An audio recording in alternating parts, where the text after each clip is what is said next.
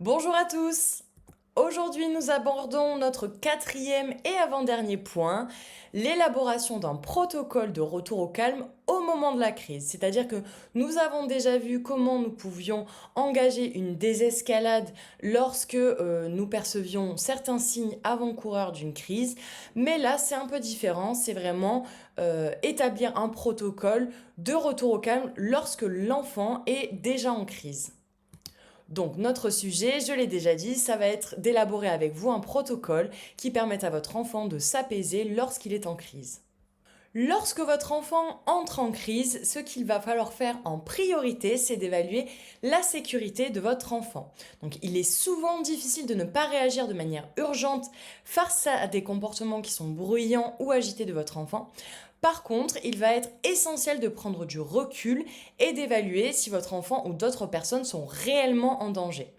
Si vous pensez que la sécurité n'est pas compromise, il est important de dédramatiser la situation.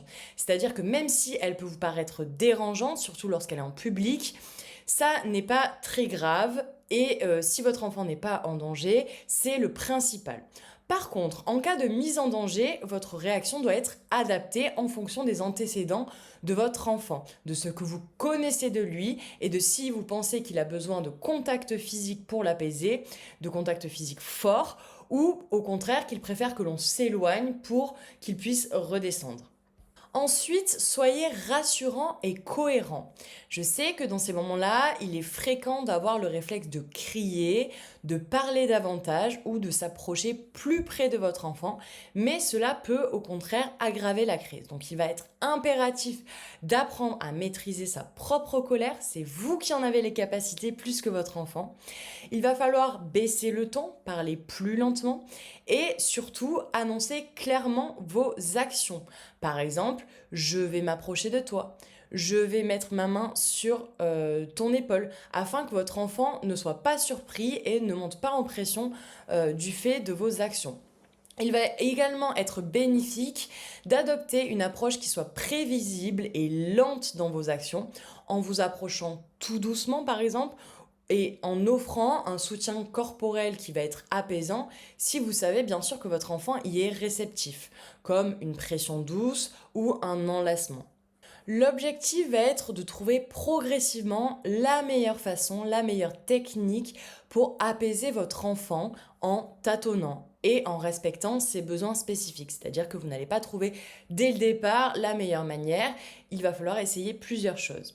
Il peut s'agir de reculer, de rester silencieux ou au contraire de lui offrir un contact physique et des paroles douces pour l'apaiser.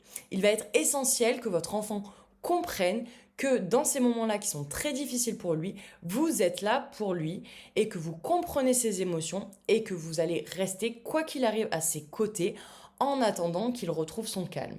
Ça va lui permettre petit à petit de savoir que vous êtes une ressource pour lui dans ces moments de crise. En adoptant un caractère rassurant, vous permettez donc à votre enfant d'apprendre progressivement aussi à mobiliser ses propres ressources pour réguler ses émotions de manière autonome, c'est-à-dire apprendre à les réguler tout seul.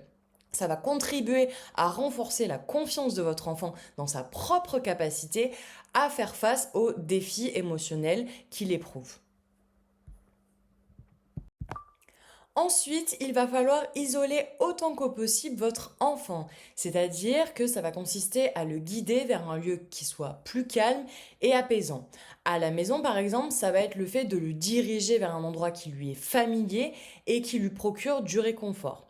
Si vous avez déjà établi en amont un endroit particulier propice à la détente, c'est encore mieux et l'encourager à s'y rendre de manière autonome lui permettra petit à petit de renforcer cette habitude et faire en sorte qu'il s'y rende de plus en plus spontanément lorsqu'il sent qu'il monte en pression.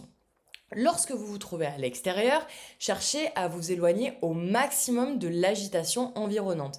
Par exemple, si vous êtes en train de faire les courses, c'est amener votre enfant dans un rayon où il y a beaucoup moins de monde, où il n'y a personne, afin qu'il puisse un petit peu redescendre.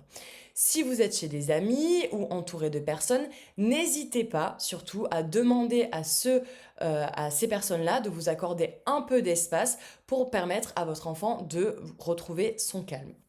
Également, atténuer les stimulations. Donc chez vous, ça va être le fait de parler beaucoup moins fort, on l'a déjà dit, mais aussi de diminuer l'éclairage si possible, d'adopter une position qui soit en retrait et de proposer des objets sensoriels, familiers, qui ont un effet apaisant, donc que vous avez déjà essayé avec votre enfant.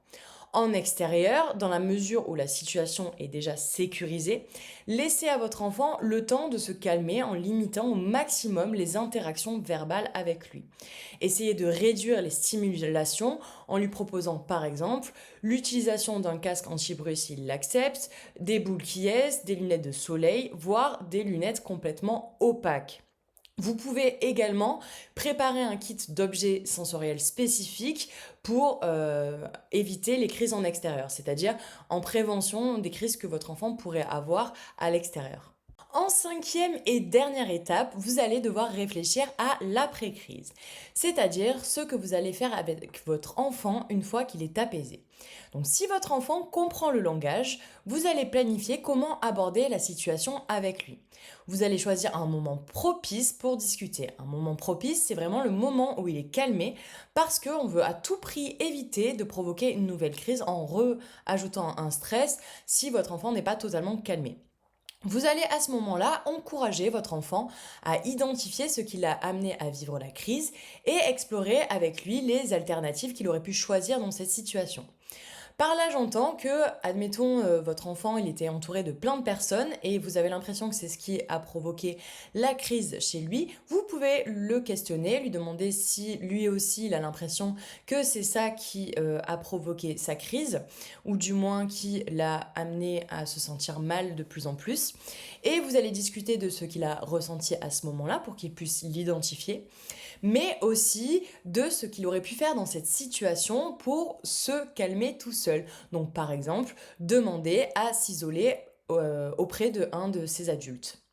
Vous allez toujours revenir doucement vers lui une fois que vous-même êtes apaisé. Ça, c'est très important parce que c'est ce qui vous permettra de vraiment discuter tranquillement de la situation. Vous pouvez à ce moment-là exprimer votre mécontentement de manière constructive si par exemple votre enfant a été violent physiquement avec vous ou oralement. C'est important que vous posiez vos propres limites, mais c'est aussi très important de faire en sorte de ne pas le culpabiliser. Donc vous pouvez lui dire je me sens triste parce que tu m'as frappé, mais je comprends bien que ça n'est pas de ta faute puisque dans ce moment-là tu ne contrôles pas ton comportement. Donc moi je suis là pour t'aider à apprendre à remplacer ces comportements et à mieux maîtriser tes crises. En revanche, si votre enfant ne comprend pas le langage, ce que vous allez faire, c'est observer attentivement s'il vous semble être plus calme et vous allez l'approcher délicatement. Vous allez à ce moment-là tenir compte de ses réactions et rétablir le contact de la manière habituelle qu'il apprécie. L'objectif, c'est vraiment de rétablir la connexion de manière positive avec lui une fois que la tension s'est dissipée. Ce qu'il va falloir bien comprendre, c'est l'importance de la récupération pour votre enfant après une crise. C'est-à-dire qu'après une crise autistique, votre enfant, il est épuisé physiquement et émotionnellement. En fait, une crise, elle consomme énormément d'énergie et elle va laisser votre enfant vulnérable à une autre crise si le stress persiste. C'est pourquoi il va falloir faciliter la récupération et donc aider votre enfant à se sentir en sécurité et ainsi réduire le risque de nouvelles crises. Alors comment vous pouvez l'aider? Donc vous allez créer un espace calme et apaisant, vous allez encourager le repos et la détente, vous allez tenter d'être patient et compréhensif et vous allez lui offrir un soutien émotionnel constant le temps qu'il s'apaise réellement. Et donc ça peut prendre du temps parce que même si votre enfant paraît calmé, ça ne veut pas dire qu'il n'est plus mal par rapport à sa crise. Donc en résumé, nous avons vu que la priorité va être d'évaluer la sécurité de votre enfant. Ensuite, d'être rassurant et cohérent. Puis de l'isoler autant que faire se peut. Ensuite, d'atténuer les stimulations autour de lui. Et enfin, de réfléchir à l'après-crise. En conclusion, votre plan d'action va être d'essayer de suivre le protocole que nous avons établis à chaque crise. Et bien sûr, de ne pas attendre des résultats dès la première fois, donc de réitérer jusqu'à ce que vous ayez des résultats lors des crises. Notre vidéo suivante sera notre 5e point, technique de gestion de l'anxiété. Je vous ai mis aussi en description les sources. Merci beaucoup pour votre attention.